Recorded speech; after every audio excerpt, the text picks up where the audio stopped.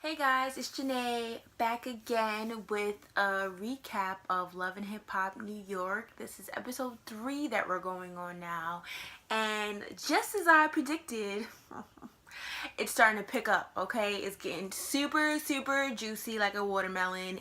So, we start off with Jewels and Kimbella, Kimbella whining and complaining. You cheat on me. I love you. All that type of stuff. Nobody got time for that. Fast forward to the real juice. This is the real juice, okay? Listen very closely. So, Bianca, which is aka Lil B, Chicken Noodle Soup Girl, as you guys might remember, she finally, I guess, comes into play with this whole Drewski storyline. And we also get a better look at who his girlfriend Sky is as an assistant and as an overall girlfriend. So Drew and Sky decided they want to do a fitness strip club business. What I gathered from this was that Sky really emphasized the fact that she lost 60 pounds by herself, and she looks bomb, if I must say so myself. She looks really good, and Drewski is bugging by playing her a little bit. So Bianca looked good too, I like a little chocolate. Sorry. In the scene that we saw, Drew and Sky were looking for a venue for their launch party for the fitness strip company that they're planning on propelling forward. Cool. In the midst of this circumstance, guess who calls Drewski? Ring, ring. It's Bianca, okay? And she is coming for that ass. And she is talking to Drewski like this. I really missed you. I want to kiss you. Bianca is on the phone. Sky has Drew put it on speaker. Drew proceeds to tell Bianca, hey, I have this song, it's, for my lady, but I want you to get on it. Excuse me, sir. How dare you, in front of me, your girlfriend / assistant, at that, try to tell a girl that you had a history with, to come on a song that's supposed to be dedicated to me. Where'd they do that at? This wasn't making any sense to me as to why he would continue on this charade in front of his girlfriend. It was one thing to do it behind her back, but now you're really being super bold with it, and I don't know how she puts up with that, because I ain't got time for that. But anywho, Bianca proceeds to flirt with him over the phone, and his girlfriend Sky finally jumps in and lets Drew know either you're gonna handle her or I'm gonna handle her, which I feel like it's an appropriate response. It may not be the classiest, but sometimes you gotta get a little ratchet when you're dealing with ratchet people, Now fast forward, after Sky's encounter with Drewski flirting with Bianca, literally in front of her face, whether it was subtly or not subtle, it was disrespectful. Sky decides to take it upon herself to invite Mariah Lynn out to lunch. Now, I like Mariah Lynn a lot. I know people say that she's trying to be something she's not, and I really think that that's who she is. I think that she grew up like that. She probably grew up in the hood. Just because she's a certain skin color doesn't mean that that's not how she acts, And Mariah Lynn comes to meet her for lunch, and it seems as though they have this, they have somewhat of a friendship going on. As she said that she met her at an industry party, and they were kikiing ever since. So Sky proceeds to tell Mariah Lynn that she has about the situation where a girl keeps calling Drewski's phone. Now, in this entire conversation, it could have been edited out. It's very plausible. But from what they showed us, Sky did not mention that it was Bianca who was the one flirting with Drewski and doing all this extra mess. So Mariah Lynn already has it in her head that the girl that Sky is talking about is a homewrecker. My girl Cardi B, the regular degular schmegular girl from the Bronx, meets Mariah Lynn at a sunglasses shop. I'm assuming there's no shopping going on. It's literally just for the show. So they meet at the sunglass shop, and Cardi B tells Mariah Lynn about, her producer Swift, which we also saw in episode 1 and 2 was super messy, how he has his girlfriends in Europe. We'll see how that plays out. But then Mariah Lynn seemingly out of nowhere, seems to interject and just bring up the fact that Sky wants her to hop on this track that a homewrecker is supposed to rap on, blah, blah, blah.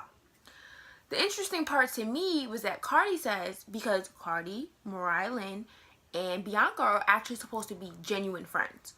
At least that's what the show portrays, right? So Bianca confided in Cardi about her situation with Drewski and how she was feeling him and she felt like he was feeling her, okay? So Cardi tells Mariah Lynn in this particular instance, I know for sure that Bianca talked to Drewski. Mariah Lynn's eyes widen up. She's like, how come I didn't know about this? Or she probably did, but you know, it's all a storyline, guys. We have to remember it. It's all a storyline. So Mariah Lynn has this great idea, and Cardi also agreed with her, to invite Bianca to the launch party that Drewski and Sky were having for their fitness company in hopes of finding out who the mystery girl was. But I'm pretty sure they knew the mystery girl was Bianca. What really bothered me about the situation was the fact that Drewski was playing as if he wasn't flirting back with Bianca. Even if it was like mild, light flirting, he should have at least been honest about that. Now, I'm hoping that this was scripted, because if this is real life and they really going through this, then that is a sad, tragic case. Because there's no way I'm finna be your assistant and grab your lattes and write your schedule, and you gonna be talking to girls right in front of me any old kind of way. It ain't happening. The next scene regarding this situation is where Bianca goes to meet up with Drewski in his part of the neighborhood. Right? This is intent. This is like when you're on trial for a serious crime. They ask, did you intend to commit this crime, or was it a spur of the moment kind of thing? Drewski intended to commit this because he specifically said in the confessional, I made sure that we met in my hood so that no word could get back to my girl. Super juicy. So then they meet up. He plays a record for Bianca and says, this is the part I think you should hop on. And Bianca spits the cutest rap, even though it ain't her man. But it was super cute. She said something like, I miss you, I want to kiss you, blah, blah, blah. But I think it was super dope. And it's a shame that wasn't her man. So it can't really be that cute, you know. Now it looks kind of desperate. But in the same notion, let's remember, guys, Drewski is also leading her on. He's flirting with her, he's grabbing her butt, you know, he's finessing her crazy. And for a girl from Harlem, she should definitely know better than that. Because there's a lot of those finesses out here, girl, in New York City. And you should know that. So I'm ashamed. I'm very disappointed in you. At the launch party, Sky confronts Bianca and essentially says, why have you been calling my man, texting him, you know, all that activity was occurring. And Cardi B actually comes to Bianca's defense and says, like, how do you know that your man, we didn't want the chocolate? Can I tell you, I was dying when she said that. She said, how you know? And Sky's like, cause I know. So Bianca is firm in her position. I don't believe that she thinks she's wrong. She keeps saying, well, they're not married. They're not married. Well, they don't have to be married for it to be a valid relationship. You know, I says, girl, you need to know your place. Don't try to overstep your boundaries and be something that you're not, right?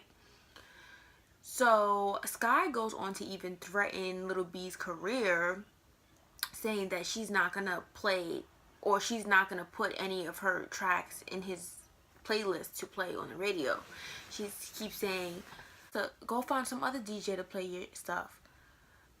Now, this apparently turned Bianca all the way up, because she goes into the confessional, this is afterwards, and into the confessional she says, girl, why don't you give me a latte extra frap? First of all, me being an ex-barista, you can't put extra frap in a latte. A frappe is its own drink within itself. But that's neither here nor there. This is also another juicy storyline that, you know, was building itself up from the get-go. Yandy meets with Mendeeces' mother, and we all know Mendeeces' mother, she seems to be close with Yandy, but she doesn't seem to have that same relationship with Samantha, which is Mendeeces' first child's mother. So Mendeeces' mom, her name is Judy. She seems super messy because she proceeds to tell Yandy that she doesn't feel like Samantha, which is Mendeeces' baby mother, doesn't hang around her son often, and when she does, the son is with her mother. That her name is Kim. Okay, who cares if the son is with his grandmother?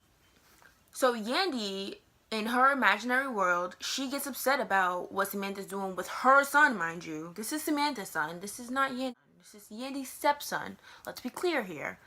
She gets upset about how Samantha's raising him, so she decides to have a meeting with Kim, which is Samantha's mother, about, I guess his daily activities and how he's being brought up. Kim, which is Samantha's mother, Mendeeces' first child, decides that she wants to meet with Yandy to discuss these allegations that are being propelled between her and Judy, which is Mendeeces' mom. They meet at a restaurant. Everything seems to be calm, cool, collected. And then Yandy starts off with saying, and I've noticed with a lot of the scenes where this is a topic, she starts off with this: my concern is the kids. She's starting to sound a lot like Tara. And in this season, Mona Scott, who is the messiest queen of them all, introduces Mendeeces', I guess, second baby mother. Her name is Erica. I like her vibe. Off the little bit that they've shown on in this episode, she seems very down to earth, and she also seems like she does not like Yandy Smith at all. And that's something, I guess, that's gonna have to play out as the season goes on. So Erica seems to be hell-bent on the fact that Yandy is the one driving this wedge between Samantha, her mom, and Mendeeces, and Mendeeces' mom and Yandy. So she feels as though Yandy is a culprit and that they are too mad at each other to see that. She could be right, she could be wrong. We'll just have to wait and see. So Erica is saying that she doesn't like Yandy, partly due to the fact that Yandy started some rumors saying that Erica got pregnant while Yandy and Mendeeces were together. But according to Erica, she was in a fully functioning relationship with Mendeeces, and he met Yandy after the fact. So that's kind of juicy. Kim feels as though that Yandy is causing a lot of the problems, so she sets up a family meeting. I would portray this as the meeting of the baby mothers. So it's Sam's mother Kim, Erica, the second baby mother of Mendeeces, and Judy, which is Mendeeces' mother. They all have a sit down where they try to come to a resolution as to what's going on between the whole family. But essentially, Judy and Yandy versus the rest of the baby mothers. Judy proceeds to say, don't bring me into this, talks to Yandy about the situation, which obviously has not worked in the past. So Samantha gets offended because she feels as though her character as a mother is being threatened, which any mother would. Kim obviously proceeds to defend her daughter. In the heat of the moment, Kim, which is Samantha's mother, starts having chest pains. This when it got really serious, and Judy and her were going back and forth. So at the moment, Judy is like, stop playing. She thinks that she's just overreacting or whatever the case is. But it seems as though Kim is actually having a heart attack or having some sort of serious health issue in the process of this shooting. The ambulance comes to come get her, and she's taken away. And I'm sure Judy probably realized at that moment that, or she should have realized that that argument or whatever was transpiring was not more important than her health. So that was a juicy gossip for episode 3, and I'm sure more is to come because in the trailer they had Asia, which is Swift's girlfriend, confronting Cardi B, and that's gonna be real juicy. So guys, if you like this video, please comment, like, or subscribe, and ask me questions. I want to answer your questions. What did you think about this episode? And do you think that Yandy and all the baby mothers of Mendeeces will actually come to a resolution for the children? Thanks, guys.